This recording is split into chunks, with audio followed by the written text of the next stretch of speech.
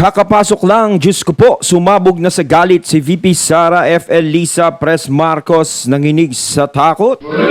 Aba, syempre, etong balitang ating matutunghayan ngayon ay nagmula kay Banat News Updates. Ayan, syempre, ilalagay ko sa description box ang link ng channel ni Banat News Updates para maging updated po kayo sa mga balita na kanyang inilalabas. At syempre, ito ang inyong lingkod na si BT na magbibigay ng reaksyon at komento dito sa videong ating matutunghayan ngayon. So, wag na natin pagtagalin at sabay-sabay nating panoorin ang laman ng video na hatid sa atin ni Banat News Updates at bibigyan natin ng reaksyon ang balitang ito. Pasok! Natin ngayon, ito po, ayun. no? Sumagot na po si VP Sara Duterte. Siyempre, itong boses na matutunghayan ngayon natin ay si Sir Badong Arateles. Ayan, suportahan nyo din ang kanyang channel ni Sir Badong. Pagpatuloy natin. Sa bad shot interview.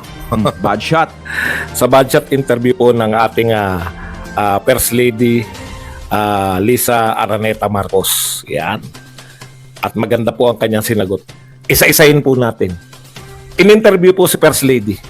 At ang pinakalaman po ng interview, yung pinaka natandaan po ng mga tao, ay yung bakit po niya ini-snub o bakit po ganun ang pakikitungo niya kay Sara Duterte. No? Dahil si Sara Duterte daw, bilang Vice President, ay nakita niya na ngumingiti o tumatawa habang sinasabi ng doon sa rally, hindi po tinukoy, di ba? Sinabi lang habang sinasabihan na bangag ang kanyang asawa, ay bigla raw pumunta yung camera at hindi niya raw matatanggap. Bad shot ka na. Ayun po yung pinaka di ba? Yung iba po, ano na yan, mga pinaubaya na po natin sa mga bading. Yung pagsagot, yung ibang mga issue katulad ng kung ano man yun. Kasi pang bading dong, yung mga samaan lang nila ng loob, mga bading-bading issue na lang. Okay. Sa madaling salita, sumagot na po. Sabi naman sa inyo, mga Duterte, masarap suportahan. Kasi hindi ka po niya ihahang. Hindi po yan, wala po sa ugali ng Duterte na pag may questionable, no? Hahayaan lang, baka makalimutan. Lilipas din yan. Ha? Wala po sa ugali ng Duterte yun. Pag nag-akusa kayo, sasagot po yung mga Duterte. Hindi po ba napakasarap na suportahan yung mga sinusuportahan mo? Malinaw sa inyong mga supporter kung ano yung pinaglalaban? Di po ba? Kasi mahirap po yung pati yung mga supporter po siya walang alam na dahil wag na tayong sumagot diyan. Lilipas din yan. O, yun po ang katotohanan eh. Okay. Eto po. Hindi, kung tutusin talaga, maganda talaga kung merong ipinaparatang sa'yo is sinasagot mo. Di ba? Hindi yung wala, yung iba yung ginagawa mo. Dadaanin mo sa power, dadaanin mo sa ganito. Mas maganda talaga yon. No, syempre, may questionable sa yung bagay eh. O kaya may ibinibintang sa iyo kung ano man, mas maganda lilinawin mo, no? Lilinawin mo sa taong bayan para maklaro lahat, maintindihan ng tao. Kasi hangga't hindi ka nagpapaliwanag sa harap ng mga tao kung bakit mo nagawa yon, kung ano yung binibintang sa iyo, is magiging malabo sa kanila yun eh. Ang sagot ng ating pangalawang pangulo. Tandaan po nyo dahil po maraming fans club pala to. Ngayon ko lang po natuklasan. Ang dami po palang fans club ni First Lady Lisa Marcos, no? Kasi biglang ang dami na pong nanawagan eh. Tumawa lang si VP Sara. Nakalimutan ko yung term niya kung tumawa o ngumiti. Malamang tumawa. Tumawa lang. Tumawa lang sa bangag. Kung totoo yun na tumawa talaga sa bangag, tumawa lang sa bangag. Pinag-resign na po ng mga fans club. Bigla po nanawagan ang lahat ng mga mag-resign na si Sara Duterte at inungkat na naman po yung mga walang katuturan, no? Na hindi qualify si Sara Duterte. Sa biglang tingin, parang totoo po yung panawagan nila, no? Sa biglang tingin, pwede naman dalawang beses tumingin. Pwede naman po hindi biglang tumingin. Pwede naman po pag tumingin ka, suriin mo. Sa biglang tingin, sasabihin na wala siyang background sa education. Aba, dapat kang wala ka sa DepEd. Wala ka palang background sa education. Pero nakakalimutan natin, abogado yung Vice President. Ayun nga, sinabi niya, may napanood akong isang video. Is walang kaalam-alam daw si VP Sara tungkol dyan sa DepEd. No, nandiyan. Inamin niya. Di ba? Maganda naman yun, yung inaamin niya eh. Kasi yung iba na nagmamarunong, yung inilalagay magkaroon ng pwesto, di ba? Talagang kinikip nila yung pwesto na yon kahit wala silang alam. Pero si VP Sara is inaamin niya talaga na may kakulangan siya sa kaalaman doon sa DepEd.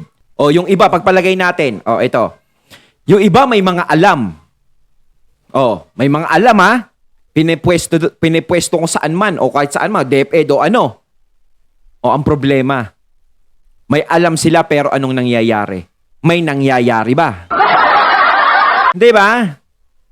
Kung wala kang alam, pero maayos naman yung nangyayari, is matututunan mo naman yun. Di ba? Wala namang problema. Wala namang natuto agad sa hindi dumaan sa hindi ipaalam. Di ba? Matututunan mo din naman eh. Ay, iba sinasabi na ganito, hindi kasi yan ang gusto nila. Gusto nila yung mga gusto ni VP Sara, defense, ganyan. 'Di ba? O pagpalagay natin gusto niya 'yon. O yan na naman tayo. Kung talagang gusto niya 'yon, pagpalagay natin gusto niya 'yon. Ayan. Bubulol ako. Hindi siya nilagay doon. Tinanggap niya pa rin yung sa DepEd. Hindi siya nagpa-choosy o ano, 'di ba? Kung ano yung binigay sa kanyang trabaho, tinanggap niya. Hindi katulad sa iba, kung ano yung binibigay na trabaho, meron silang gustong trabahong kunin, kapag iba ang binigay sa kanila, abay, nagtatampururot pa. Pasalamat nga tayo, tinanggap niya, di ba? Kung anong posisyon ang ibinibigay sa kanya, tinatanggap niya na hindi siya namimili. Di ba? Kahit hindi ko alam yan.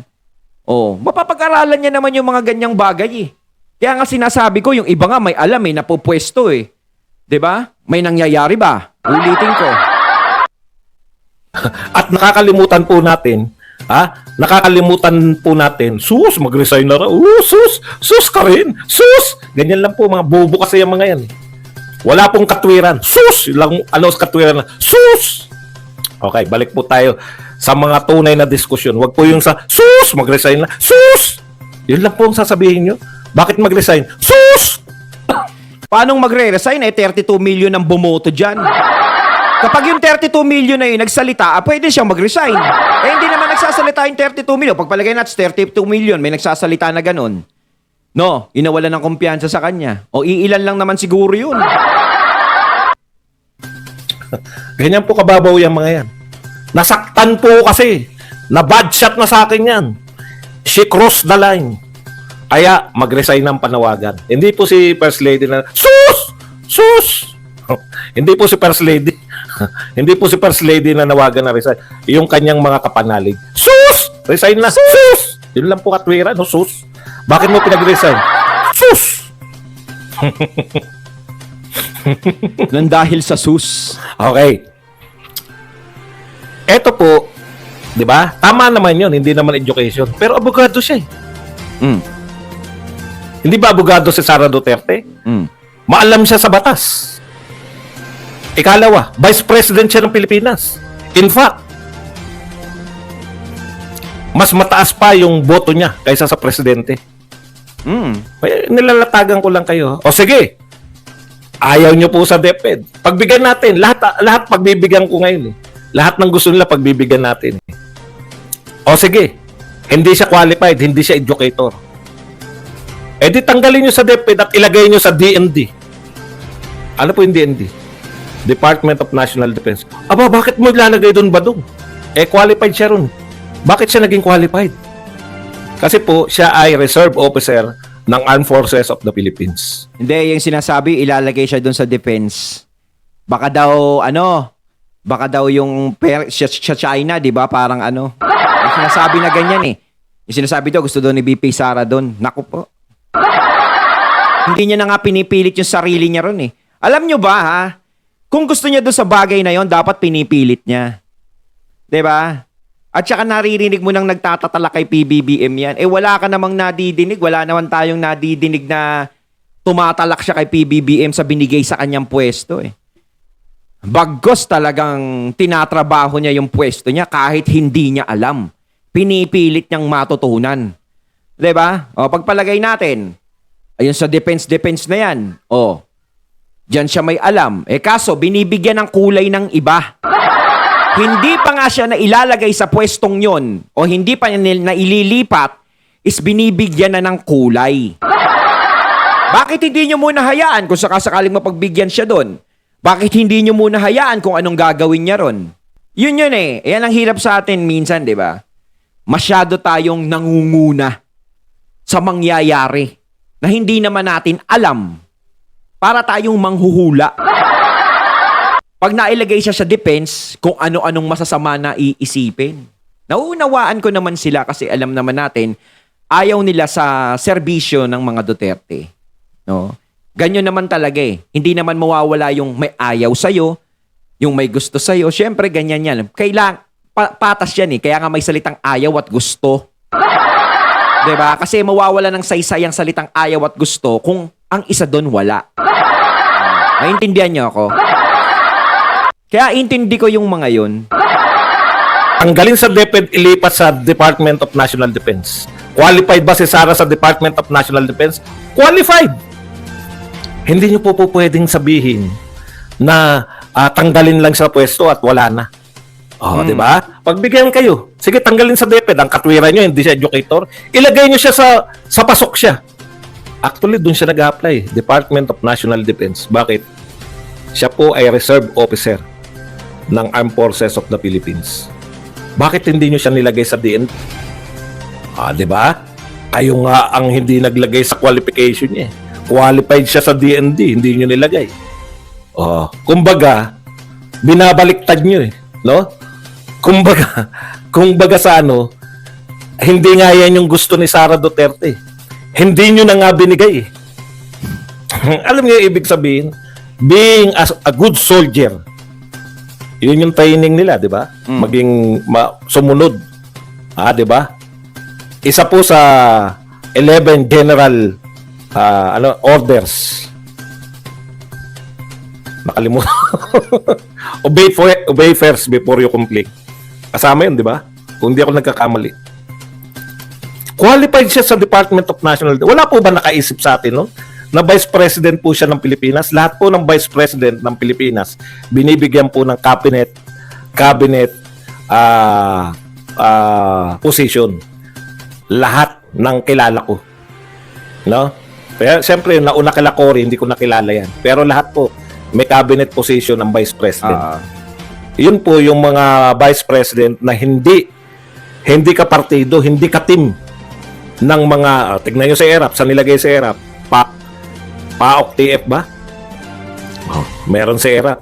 Si Gloria, meron si Gloria. Si Noli de Castro, meron. Ibig nyo sabihin, no? Ibig nyo sabihin, eto, wala nakakaisip nito ha. Kayo sa mga kapanalig. Ibig nyo sabihin, yung ka-unit team, yung nagpanalo kay Pangulong Marcos, hindi nyo bibigyan ng cabinet position? Baka kasi hindi nyo naiisip eh. Dapat talaga, meron talaga yun. Lahat po ng mga tinatawag nating mga Vice President, binibigyan po ng cabinet position. Jejo Marbinay, meron din pong position sa gabinet eh. Bukod tangi, kung sino yung ka-unit team, wala kayong balak bigyan ng posisyon. Bakit? Di ba? Bakit hindi nyo bibigyan? Eh siya nga nagpanalo kay... Opo, siya po ang nagpanalo kay Pangulong Marcos. Aminin nyo man at hindi. Di ba? Kasi yung impact na ibinigay ng panahon na yun eh, talaga, di ba? Mas lalong lumakas yung yung pangalan nila. Di ba mas lalong nahatak, mas lalong naging maayos yung pangalan ng Marcos nung mga panahon ng eleksyon na yun, noong 2022. Di ba? Siyempre, kumbaga bumalik ang mga Marcos nung panahon na naupo si FPRRD. Nabigyan sila ng pagkakataon na makabangon muli. 'Di ba? Kaso nga lang syempre, ang nakakapagtampo lang, kaya nauunawaan din natin yung iba na syempre pumapanig kay VP Sara sa mga Duterte, is bakit ganun yung nangyari? Na parang, bakit nung simula nung nanalo, ganyan na. Parang nanlamig ng bigla. Gustong mawala si VP Sara sa pwesto, gusto siyang wag bigyan ng pwesto. 'Di ba? At kung ano-ano yung ibinibintang sa kanya hanggang sa idinadawit na siya sa mga gustong makulong. 'Di ba? Parang naging unfair yung labanan na 'yon. 'Di ba? Hindi siya nabigyan ng sapat na treatment, no? Bilang ka-team mo, ka-partner o kasama do sa unit team. Parang nabaliwala lahat ng nagawa ng mga Duterte na baliwala? Sasabihin nyo, hindi siya qualified, huwag mong bigyan ng posisyon, ganun. Eh di dun siya dapat sa qualified. Eto masama pong pakinggan sa mga teacher, no? Pero being a good soldier, hindi po yan ang gusto ni VP Sara eh. Lantad na lantad po ang gusto niyang hawakan yung DND dahil gusto niya nang tapusin yung problema natin sa insurgency. Alam po natin lahat yan. Di ba? Alam po namin lahat yan. DND ang gusto niya. Hindi nyo na nga binigay eh. Tapos ngayon nasa DepEd. Pero yun yung si Noli De Castro, merong cabinet opposition. Samantalang hindi ka partido yan. Kanino ba si De Castro? Sinong presidente nung si De Castro? Hindi po yan hindi po yan kapartido ng nanalong presidente. Kasi si Sara Duterte lang yung kapartido eh. O kasama. Pero kahit hindi binigay sa kanya yung posisyon na yon, kahit iba ang binigay sa kanya, is tinanggap niya pa rin. Trinabaho niya pa rin. Yun ang nakakabilib dun. Hindi siya nag-inarte. Di ba? Tumakbo eh. Imposible, di ba? Yun ang gusto ninyo. Imposible. Pwede ba naman yun? Sa tingin niyo yung mga tao, hindi papalag? Bakit nyo tatanggalin yan? Eh mas mataas pa nga boto sa inyo yan. Bakit nyo pinagre-resign? Kayo mag-resign. Ay, oo nga pala, yung mga nananawagan. Hindi nga pala wala nga palang posisyon.